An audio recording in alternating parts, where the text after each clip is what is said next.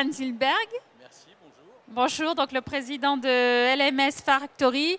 Malheureusement, la personne de voilà, Christelle Mogy, responsable formation de Truffaut, a été retenue. Donc, vous allez nous exposer le cas pratique. Exactement. Truffaut. On vous écoute. Missionné pour parler en son nom en tant que tel. Oui, c'est bon, je pense que le son va bien.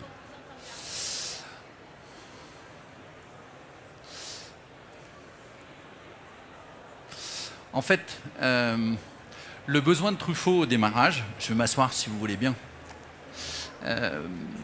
ils avaient une plateforme Moodle gérée par un partenaire technique qui fonctionnait très très bien et leur enjeu n'était pas Moodle ou un problème technique. Tout ça était très très bien géré, si ce n'est qu'au bout d'un moment, ils se sont rendus compte que leur besoin, ce n'était pas un besoin technique, ce n'était pas un besoin d'outils logiciels, c'était d'avoir des réponses métiers à leurs problématiques, avoir des gens qui comprennent leurs problématiques métiers et qui soient capables d'entendre ces besoins pour les traiter en tant que tels. Pourquoi? Pour les nouveaux arrivants? Pourquoi comprendre les problématiques métiers? C'est en matière de recrutement, d'onboarding, pour les nouveaux arrivants? Pourquoi? Quand on parle de problématiques métiers, ce n'était pas tant les problématiques du métier de Truffaut, c'était les problématiques métiers formation. Quand vous êtes responsable de formation dans une entreprise et que vous avez une plateforme Moodle, vous avez face à vous des gens qui sont techniciens et qui vous disent « Si, la plateforme marche. Elle fait peut-être pas ce que vous voulez, mais elle marche. Donc, qu'est-ce que vous voulez? Exprimez-nous un besoin technique. Est-ce que vous avez des spécifications informatiques à nous donner pour changer la donne ?» Donc, en fait, c'était une évolution des compétences métiers des responsables formation.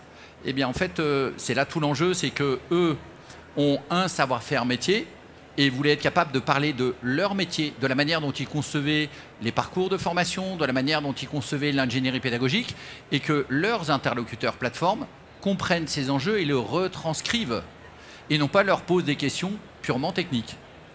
C'est toute la complexité finalement de la fonction RH et de la formation qui doivent aujourd'hui être travaillées de concert avec tout le SI en fait.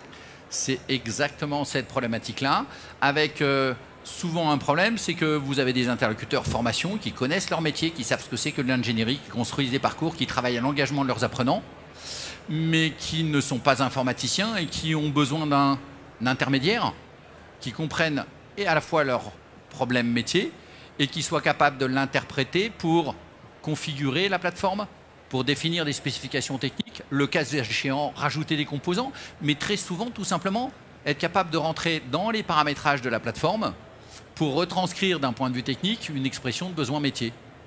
Et les directions formation disent clairement, nous, on n'a pas à devenir informaticien. Et on a besoin d'un... Ils nous ont dit, on a besoin d'un traducteur. Ouais, voilà. Vulgarisateur, finalement, non? C'est même pas... En fait... Ils voulaient un traducteur qui soit capable de retranscrire la partie technique uniquement à partir de leurs mots formation en tant que tel. Et c'est vraiment sur cette partie-là. Et du coup, ils ont cherché un prestataire qui parle le métier de la formation et qui soit capable de l'exécuter d'un point de vue technique, avec plusieurs objectifs pour eux. Il y avait une volonté de rendre les parcours plus engageants, plus attractifs. Il y avait aussi un sujet important quand vous êtes une enseigne de distribution, que vous voulez inculquer à vos collaborateurs des notions d'image de marque, d'identité. Il faut aussi que les outils soient capables de reprendre ça et que le fonctionnement des outils reprenne le fonctionnement de la logique métier interne de l'entreprise et des outils de l'entreprise. Et non pas qu'on dise aux formateurs, aux concepteurs, aux apprenants, la plateforme fonctionne comme ça, donc vous allez changer vos pratiques pour fonctionner comme la plateforme fonctionne. Ils voulaient que la plateforme fonctionne comme leurs outils à eux et comme leurs besoins internes fonctionnent en tant que tels. Et tout l'enjeu, c'était de trouver des interlocuteurs capables de faire ça. Et donc, pour mieux répondre à leurs besoins, ils avaient plusieurs choses. Un, améliorer l'engagement des apprenants. Et deux, transformer et que leur plateforme soit conforme à l'identité web. Dans toute l'entreprise, tous les outils respectent une certaine logique.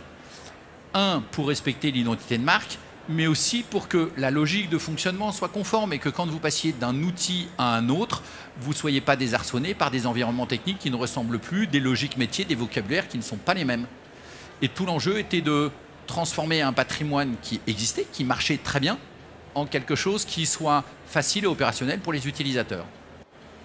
Et concrètement, il voulait aussi qu'on ne soit plus dans une logique de simple module consommé, mais vraiment dans une logique de parcours construit à l'intérieur de la plateforme et que tout ça soit le plus simple et le plus ergonomique possible.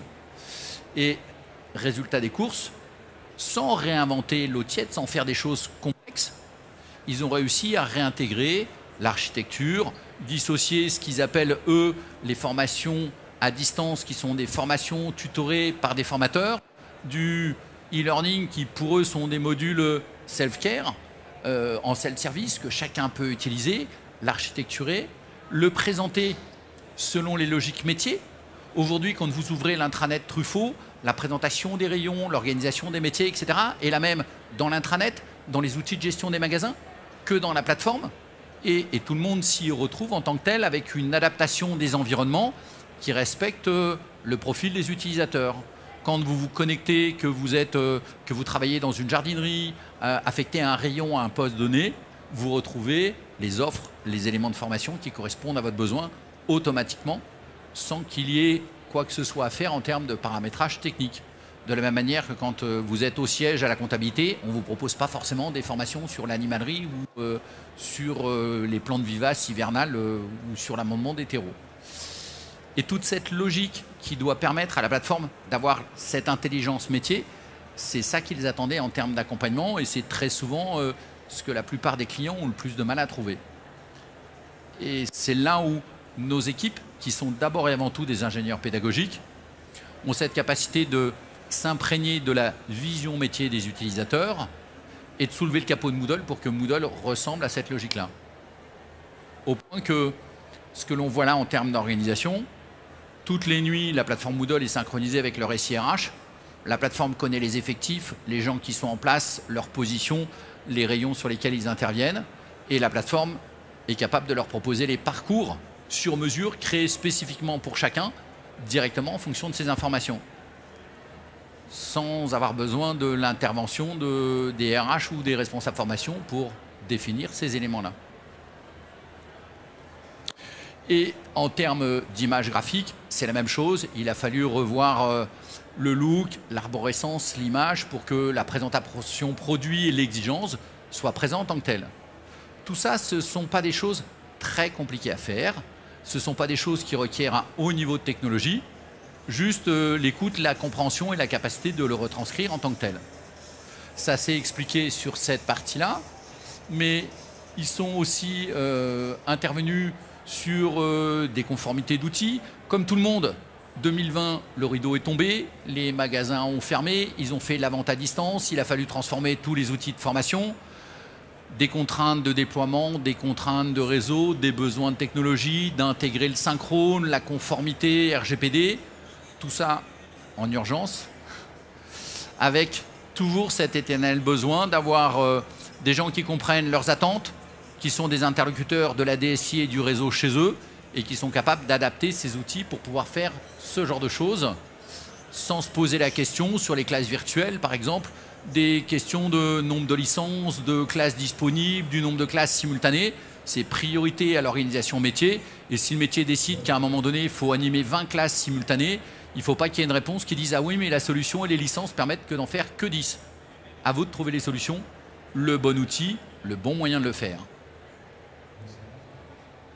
Et, pardon, une des phrases vraiment importantes, ça a apporté aussi sur tout ce qui est le suivi et le reporting. Et ce que disait Christelle Mogis, elle dit ça a été le plus important pour nous, c'est d'exprimer la restitution de ce qu'on voulait sans se poser la question de savoir comment ça se faisait et de le retrouver réalisé en tant que tel. Et sans qu'on nous dise, oui, mais alors je fais une jointure avec telle table ou je fais une requête sur telle ou telle chose, sur ce genre de choses. Ils sont venus nous voir en disant, au RH, on doit leur restituer ce genre de choses. Pour le financement de l'OPCO, les attentes de l'OPCO portent sur telle ou telle chose. Et adaptez-vous et comprenez ça.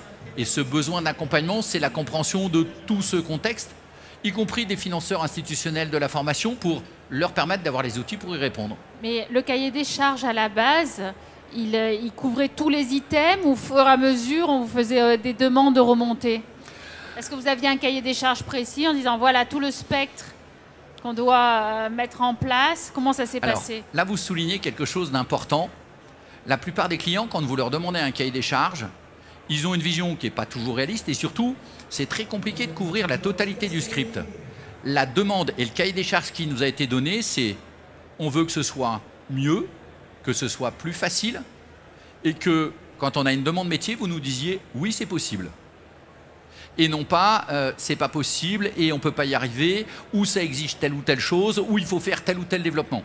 Ça, ce n'était pas leur souci. Leur souci, c'était répondez-moi oui à ma demande et gérez-la.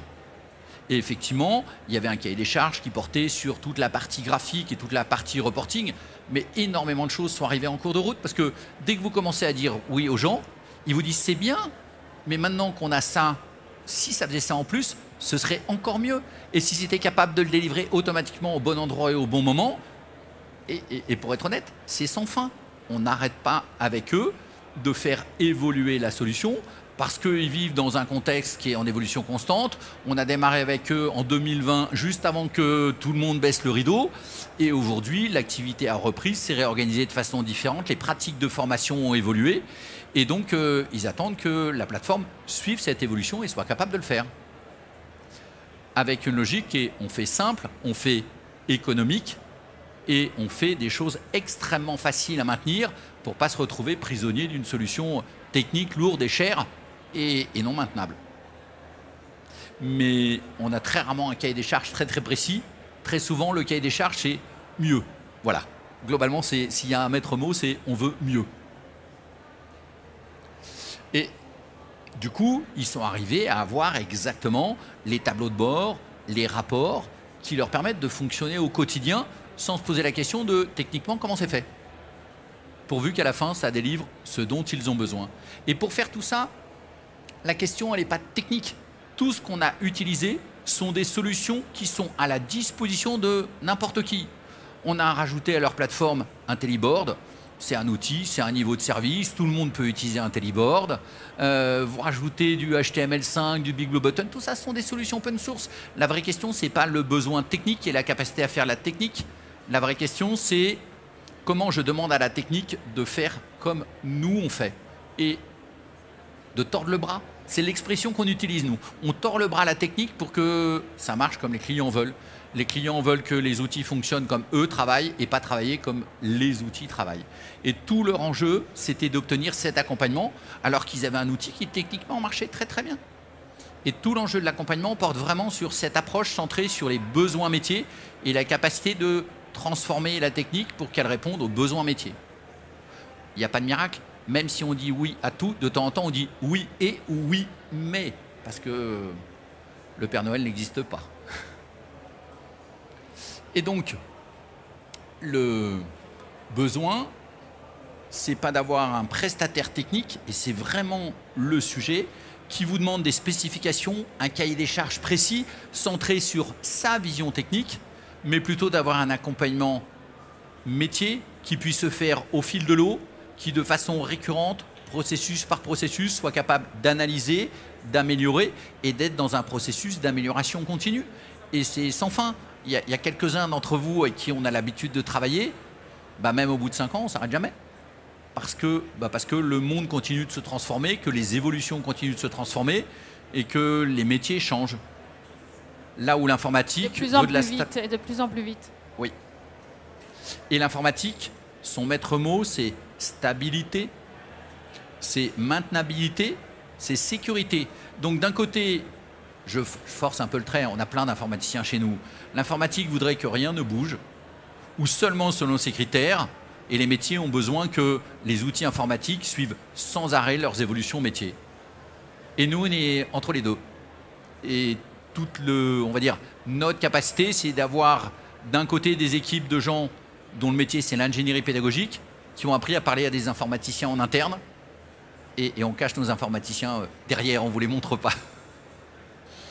Et c'est ça qui a amené à cet enjeu-là, et au fait qu'aujourd'hui, Truffaut, mais plein d'autres, et là, Christelle voulait vraiment témoigner de ça, parce que Chez Truffaut, ça a été un changement important pour eux d'intégrer cette dimension métier dans leur informatique et de se retrouver avec une discussion sur comment je fais mon métier et pas sur comment mes informaticiens me disent de faire le mien.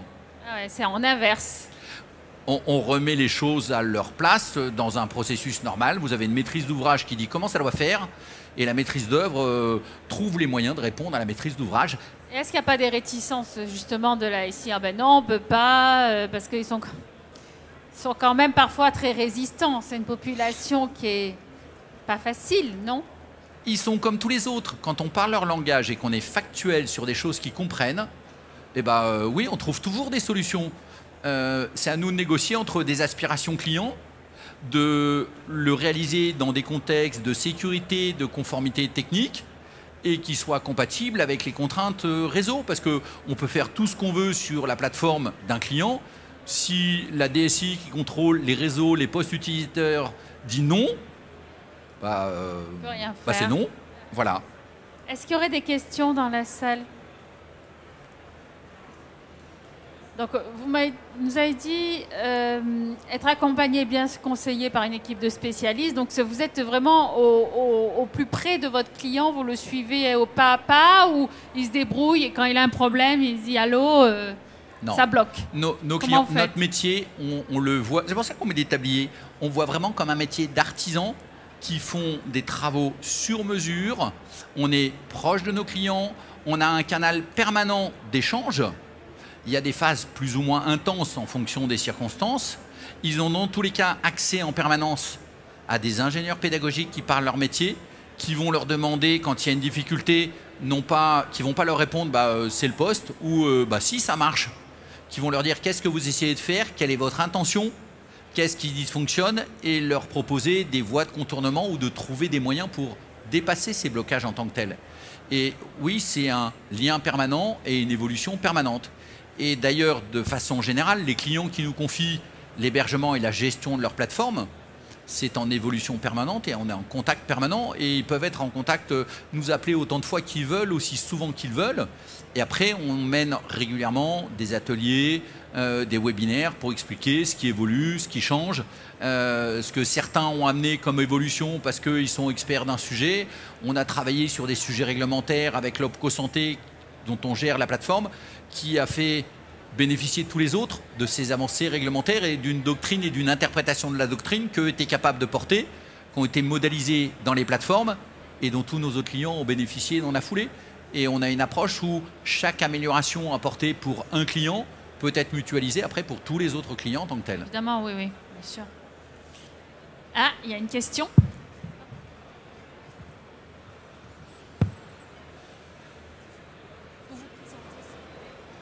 Oui, bonjour, Pascal Faure.